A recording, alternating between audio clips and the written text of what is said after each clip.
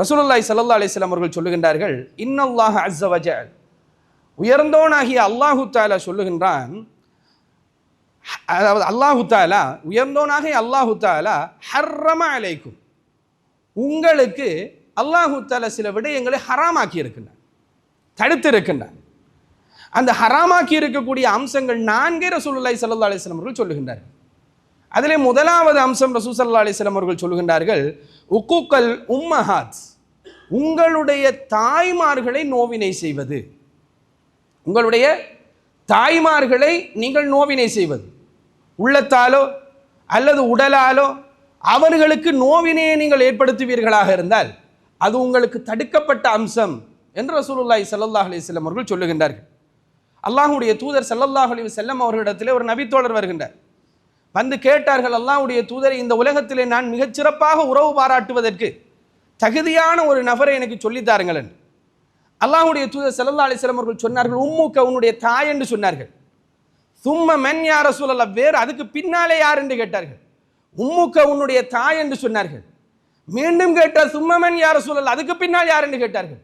ரசூலுல்லாஹி ஸல்லல்லாஹு அலைஹி வஸல்லம் 3வது தடவை உம்முக்க தான் சொன்னார்கள். 4வது தடவை சும்ம மன் யா ரசூலல்லாஹ் என்று கேட்ட நேரத்தில் வேறு யாரையாவது அல்லாஹ்வுடைய தூதர் சொல்லுவார்கள் என்று கேட்ட நேரத்தில் அபூக்க, உன்னுடைய தாய் என்று அல்லாஹ்வுடைய தந்தை ஒன்று அல்லாஹ்வுடைய தூதர் ஸல்லல்லாஹு அலைஹி வஸல்லம் சொல்கின்றார்கள். 3 தடவைகளும் உம்முக்க, உன்னுடைய தாய். 4வது தடவை சொல்லுகின்ற நேரத்திலே உன்னுடைய தந்தை என்று அல்லாஹ்வுடைய தூதர் ஸல்லல்லாஹு அலைஹி வஸல்லம் சொல்லுகின்றார்கள். இந்த உலகத்திலே தாயுடைய பெருமதி என்பது நம்மால் மட்டிட்டு அளவிட்டு சொல்ல முடியாத அளவுக்கு உள்ள ஒரு பெருமதி. நம்முடைய தாய் நமக்கு செய்தது என்பது மிகப்பெரிய ஒரு தியாகம்.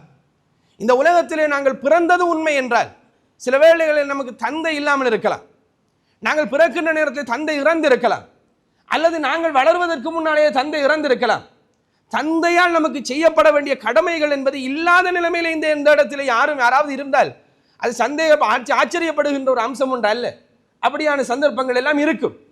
பிறப்பதற்கு முன்னாலேயே தந்தை இறந்திருக்கலாம். அல்லாஹ்வுடைய தூதருக்கும் அப்படித்தான் நிலைமை.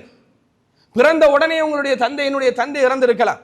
சில வேளைகளில் குறிப்பிட்ட ஒரு காலம் வளர்ந்து நாங்கள் வளரவில்லை என்கின்ற நிலைமையிலே தந்தை இறந்திருக்கலாம். ஆனால் தாயை பொறுத்தமட்டில் அவளுடைய தியாகம் என்பது, நாங்கள் பிறந்தது உண்மையாக இருந்தால் நிச்சயமாக அவள் பெற்றது உண்மை. அவள் பெற்றது உண்மை என்பது அந்த 10 மாதங்களுடைய சுமத்தல் இருக்கின்றதே, அந்த சுமப்பு எவ்வளவு கஷ்டத்தோடு, எவ்வளவு துன்பத்தோடு, எவ்வளவு துயரத்தோடு இருந்தது என்பதை சில வேளைகளில் நாங்கள் நம்முடைய பிள்ளைகளை பெற்றெடுக்கின்ற நேரத்தில் நம்முடைய மனைவிமாரிடத்திலே கண்டிருப்போம். எனவே ஒரு தாயை பொறுத்த மட்டிலே இந்த உலகத்திலே நாங்கள் அல்லாஹ்வும் அல்லாஹ்வுடைய தூதருக்கும் பின்னால் நேசிப்பதற்கும் உறவு பாராட்டுவதற்கும் நல்ல வார்த்தைகளை பேசுவதற்கும் அல்லாஹ் தஆலா இந்த உலகத்திலே வைத்திருக்கக்கூடிய அருமையான ஒரு உறவு, அந்த உறவுக்கு நோவினை செய்வது இருக்கின்றதே, அல்லாஹ்வுடைய தூதர் ஸல்லல்லாஹு அலைஹி வஸல்லம் அவர்கள் சொல்லுகின்றார்கள், அது தடுக்கப்பட்ட அம்சம் என்று சொல்லி. அவர்களுடைய உள்ளம் நோகின்ற விதமாக நடந்து கொள்வது, அவர்களுடைய உள்ளம் பாதிக்கின்ற விதமாக நடந்து கொள்வது, அவர்கள் மார்க்கத்துக்கு முரணில்லாத ஒரு அம்சத்தை நம்மிடத்தில் எதிர்பார்க்கின்ற நேரத்தில் அவர்களுக்கு அறிவில்லாமல் மார்க்கத்துக்கு முரணான அம்சங்களை நம்மிடத்தில் எதிர்பார்த்தால் அதிலே நாங்கள் கட்டுப்பட வேண்டிய தேவை கிடையாது. அல்லாஹ் தஆலா அதை நம்மை கட்டளை இட்டு விட்டார். ஆனால் மார்க்கத்துக்கு உடன்படக்கூடிய, மார்க்கத்துக்கு முரணில்லாத ஒரு விடயத்தை நம்மிடத்தில் எதிர்பார்க்கின்ற நேரத்தில் அவர்களுடைய மனது நோகும் விதமாக நாங்கள் நடந்து கொள்வோமாக இருந்தால் அல்லாஹ்வுடைய தூதர் ஸல்லல்லாஹு அலைஹி வஸல்லம் அவர்கள் சொல்லுகின்றார்கள், அல்லாஹ் தஆலா அதை உங்களுக்கு ஹராமாக்கி இருக்கின்றான் என்று. அன்புள்ள சகோதரர்களே, இன்றைக்கு நம்முடைய ஊர்களிலே, குறிப்பாக நம்முடைய சமூகத்தில் இருக்கக்கூடிய பிள்ளைகள் தாய்மாருடைய விடயத்திலே மிக அலட்சியமாக நடந்து கொள்கின்றோம்.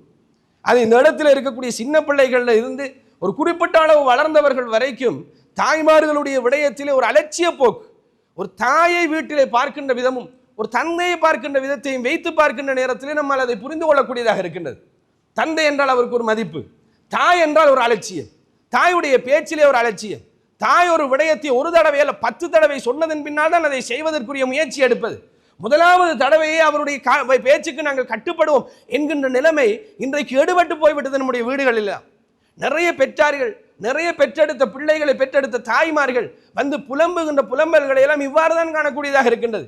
எங்க நான் சொல்வதை அவன் கேட்கிறான், எங்கே நான் சொல்வதை அவள் கேட்கிறாள். நம்முடைய பேச்சுக்கு வீட்டிலே மதிப்பே கிடையாது. நான் எதை சொன்னாலும் ஒரு தடவை அல்ல 5 தடவை சொன்னால்தான் அந்த பிள்ளை கேட்கின்ற நிலைமை வீட்டிலே இருக்கின்றது என்று தாயுடைய பெருமதி தெரியாமல், தாயுடைய உள்ளம் நோகும் விதமாக மிக சர்வசாதாரணமாக அல்லாஹ்வுடைய தூதர் சொன்ன இந்த ஹராமான விடயம் நம்முடைய வீடுகளில் அரங்கேறுகின்றதா இல்லையா? மிக சாதாரணமாக இருக்கின்றதா இல்லையா? தாயுடைய பேச்சு என்பது ஒரு அலட்சியமான ஒரு பேச்சு தான். தாயுடைய மஷூரா என்பது ஒரு அலட்சியமான ஒரு மஷூரா தான். அவள் தான் பெற்றாள், அவள் தான் சுமந்தாள். அவள் சுமக்கின்ற நேரத்தில் எவ்வளவோ கனவுகள் வைத்திருப்பாள். அந்த கனவுகள் எல்லாம் தன்னுடைய பிள்ளைகளுக்கு நனவாக வேண்டும் என்பதற்காக பெற்றதன் பின்னாலும் மிகப்பெரிய கஷ்டத்தை பெற்றவள் அந்த தாய். அந்த தாயுடைய வார்த்தைகள், அந்த தாயுடைய மனது, அந்த தாயுடைய உடல், இதை ஆரோக்கியமாக வைத்துக் கொள்வதற்கு இந்த உலகத்திலே பிள்ளைகளுடைய முயற்சி இருக்க வேண்டுமே தவிர அவர்களுடைய உள்ளம் நோகும் விதமாக நாங்கள் நடந்து கொள்வோமாக இருந்தால், அவர்களை நோவினை செய்யும் விதமாக நாங்கள் நடந்து கொள்வோமாக இருந்தால், அவர்கள் வயதான நிலைமையில் நம்மிடத்தில் தஞ்சம் புகுன்ற நேரத்தில் அவர்களுடைய உடல் நோகும் விதமாக, அவருடைய உள்ளம் நோகும் விதமாக வார்த்தைகளோ நடவடிக்கைகளோ நம்மிடத்தில் ஆகிவிடுமாக இருந்தால் அல்லாஹு தஆலா ஹராமாக்கிய அம்சம் என்பதை நாங்கள் புரிந்து கொள்ள வேண்டும் என்பார் அந்த சகோதரர்களே. அல்லாஹு தஆலா சொல்லுகின்ற திருமறை குர்ஆனிலே பெற்றார்களில் 2 பேரோ அல்லது ஒருவரோ உங்களிடத்திலே வயதான நிலைமையிலே அடைந்து விட்டார்கள் என்று சொன்னால், அஹதுஹுமா அவ் கிலாஹுமா, ஒருவரோ அல்லது 2 பேருமோ உங்களிடத்திலே வயதான நிலைமையிலே அடைந்து விட்டார்கள் என்று சொன்னால், ஃபலா தகுல் லஹுமா உஃப், அவர்களிடத்திலே உஃப்ங்கிற வார்த்தையை கூட சொல்ல வேண்டாம். அது கூட அவருடைய உள்ளத்தை நோவடித்து விடும். உஃப் என்பதை அரபிகளுடைய பயன்பாட்டிலே சொல்லுவார்களாம். உஃப் என்பது அடுத்தவர்களை அந்த அடக்குவதற்காக சொல்லக்கூடிய அந்த ஒரு செய்கை. அதாவது சில வேளைகள் இந்த வாயை பொத்திட்டீங்கன்றதுக்காக நம்ம உஷ்ன்னு சொல்லுவோமே, அதை அரபியில் உஃப்ங்கிற வார்த்தைகளின் மூலமாக உஃப், வாயை மூடிக்கொண்டிருங்கள் என்பதற்கு அதை பயன்படுத்துவார்களாம். அவ்வாறு பயன்படுத்துகின்ற அந்த பயன்பாடு இருக்கின்றதே, அதை கூட உங்களுடைய பெற்றார்களுடைய விடயத்தில் நீங்கள் செய்ய வேண்டாம். ஆனால் சர்வசாதாரணமாக நம்முடைய வீடுகளில் காணக்கூடியதாக இருக்கும். உம்மாக்குத்தான் அதிகமாக வாப்பா கம்பு எடுத்துருவார் என்ற ஒரு பயம், வாப்பா அடுத்த நடவடிக்கை எடுத்துருவார் என்ற ஒரு பயம். ஆனால் தாயுடைய விடயத்தில் உங்களுக்கு அறிவில்லம்மா, உங்களுக்கு பேச தெரியா, உங்களுக்கு உங்களோட ஆலோசனை எல்லாம் சரி வராது, உங்களுக்கு என்ன யோசிக்க தெரியும், நீங்கள் சும்மா வாய மூடிக்கொண்டு இருங்கோ என்கிற வார்த்தைகள் எல்லாம் மிக சர்வசாதாரணமாக நம்முடைய வீடுகளில் கேட்கக்கூடியதாக இருக்கின்றது. அல்லாஹ்வுடைய தூதர் ஸல்லல்லாஹு அலைஹி வஸல்லம் அவர்கள் ஒரு சிறந்த மார்க்கத்தை எல்லாம் நமக்கு கொண்டு வந்து சேர்த்தார்கள். ரசூலுல்லாஹி ஸல்லல்லாஹு அலைஹி வஸல்லம் அவர்கள் இந்த நிலைமைகள் எல்லாம் ஒரு தாய்க்கு ஏற்பட்டு விடக்கூடாது இந்த மார்க்கத்தில் என்பதற்காக தாயை கொஞ்சம் முற்படுத்தி, தந்தையுடைய விடயத்தை இந்த ஹதீஸில் பேசாமல் தாயுடைய விடயத்தை முற்படுத்தி, தாய்க்கு நாங்கள் கண்ணியம் கொடுத்து இந்த உலகத்தில் இருக்க வேண்டும் என்பதை நமக்கு சொல்லித் தருவதற்காக வேண்டி தாயை நோவினை செய்வது இந்த உலகத்திலே அல்லாஹு தஆலா உங்களுக்கு ஹராமாக்கி இருக்கின்றான் என்று சொல்லித் தருகின்றார்கள். தாயுடைய வார்த்தை என்பது சாதாரணம் அல்ல என்பார் அந்த சகோதரர்களே. தந்தைக்கு ஒரு பெருமதி இருக்கின்றது, தாயுடைய வார்த்தை இருக்கின்றதே அந்த துஆ மிக பெருமதியானது. அந்த தாயுடைய நாவை திறந்த அந்த தாய் சாதாரணமாக ஒரு சாபத்தை நமக்கு விட்டு விட்டான்னு வைங்களேன், அது எந்த தாயாக இருந்தாலும் பலிக்கும் என்பதற்கு அல்லாஹ்வுடைய தூதருடைய காலத்தில் அல்லாஹ்வுடைய தூதர் ஒரு கதையை சொல்லுகின்றார்கள். ஜுரைஜ் என்ற ஒரு நல்லடியார் இருந்தார், நல்ல மார்க்கசாலி, நல்ல மார்க்க அறிவு உள்ளவர். அவர் தன்னுடைய வாழ்க்கையிலே தன்னுடைய காலத்தை அல்லாஹுவை வணங்குவதற்காக வேண்டியே ஒதுக்கக்கூடியவர். அதற்காக வேண்டி ஒரு ஆசிரமம் அமைத்து அந்த ஆசிரமத்தை தொழுமிடமாக ஆக்கி மக்களுக்கு தொழக்கூடிய இடமாகவும் மக்களுக்கு போதனைகளை நிகழ்த்துகின்ற இடமாகவும் அந்த இடத்தை ஆக்கி விடுகின்றார். ஒரு சந்தர்ப்பத்தில் இவர் தொழுது கொண்டிருக்கின்ற நேரத்தில் அவருடைய தாய் ஜுரைஜ் என்று அழைக்கிறார். அவர் ஜுரைஜுக்கு அந்த தாயுடைய அழைப்பு கேட்கின்றது. தொழுகை இல்லாத நிலைமையாக இருந்தால் ஓடிப்போய் என்னன்னு கேட்டிருப்பார், அந்த மார்க்க அறிவு அவரிடத்தில் இருக்கின்றது. ஆனால் தொழுது கொண்டு இருக்கின்ற நேரத்தில் அவருடைய உள்ளத்திலே ஒரு ஊசலாட்டம். நம்முடைய உள்ளத்திலும் இந்த ஊசலாட்டம் வந்தால் நாங்கள் என்ன முடிவெடுப்போமோ அது போன்று தான் அந்த சகோதரர் முடிவெடுக்கிறார். அவருடைய உள்ளத்திலே ஒரு ஊசலாட்டம், யா அல்லாஹ் நான் உன்னை தொழுது கொண்டிருக்கிறேன், என் தாய் என்னை அழைக்கிறார், நீயா என் தாயா என்று வருகின்ற நேரத்தில் நீதான் எனக்கு முக்கியம் என்று அவர் தொழுகையை கண்டினியூ பண்ணுகின்றார். தாயும் அழைத்து பார்த்து விட்டு கோபத்தால், நீ ஒரு விபச்சாரியுடைய முகத்திலே முழிக்காமல் உனக்கு மரணம் வராது என்று சொல்லிவிட்டு அந்த தாய் போய்விட்டார். ஒரு குறிப்பிட்ட காலம் செல்லுகின்றது. அந்த ஊரிலே ஒரு பெண் ஒரு ஆட்டிடையனோடு சேர்ந்து அந்த பெண்ணுக்கு ஒரு குழந்தை பிறக்கின்றது. அந்த குழந்தையை எடுத்துக்கொண்டு ஊருக்குள்ளே வருகின்றார். எல்லோரும் அந்த பெண்ணை சாடுகின்றார்கள், பெண்ணை அடிப்பதற்கெல்லாம் போகின்றார்கள். மிக பயங்கரமாக அந்த பெண்ணுடைய விடயத்தில் நடந்து கொள்கின்றார்கள். யார் இந்த குழந்தைக்கு தந்தை என்று கேட்ட நேரத்தில் அந்த இடத்திலே தப்ப வேண்டும் என்று சொன்னால் சொல்லக்கூடிய ஒரே வார்த்தை, யார் அந்த ஊரிலே நல்லவராக இருக்கிறாரோ அவரை பாயிண்ட் அவுட் பண்ணினால் ஆட்டோமேட்டிக்காக எல்லோருடைய அந்த கோபம் அங்கால பக்கம் திரும்பி நம்ம இன்னசென்ட் ஆகிடலாம் என்று ஜுரைஜுடைய பேரை சொல்லிவிடுகின்றார். ஜுரைஜ் அவர் ஆசிரமத்தில் இருந்து கொண்டிருக்கிற அந்த சந்தர்ப்பம், ஆசிரமத்தில் ஒரு மேலே ஒரு இடத்துல நின்று கொண்டிருக்கிறார். அந்த இடத்தில் நின்று கொண்டிருந்த ஜுரைஜை தேடி போகின்றார்கள். ஜுரைஜை காணவில்லை. அந்த ஆசிரமத்தை ஒட்டைக்கின்றார்கள்.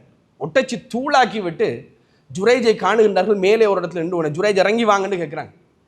அந்த மக்களிடத்தில் ஜுரைஜ் சொல்றார், அமைதியாக இருங்க, நான் வாரேன்னு சொல்லி போட்டு கீழே இறங்கி வந்து அவருக்கு அந்த நிலைமையில் உதவுவதற்கு யாரும் கிடையாது. எல்லோரும் நம்பி விட்டார்கள் ஜுரைஜ் தான் தந்தை என்று. அவருக்கு உதவி செய்வதற்கு யாரும் கிடையாது. அவருடைய உள்ளத்தில் இருந்த ஈமான் மட்டும்தான். அந்த ஈமானோடு அந்த குழந்தை இடத்திலே சென்று பேச முடியாத அந்த மழலை இடத்திலே போய் உன் தந்தை யார் என்று கேட்பதை தவிர அவருக்கு வேற வழியே கிடையாது. உன் தந்தை யார் என்று கேட்கின்றார்.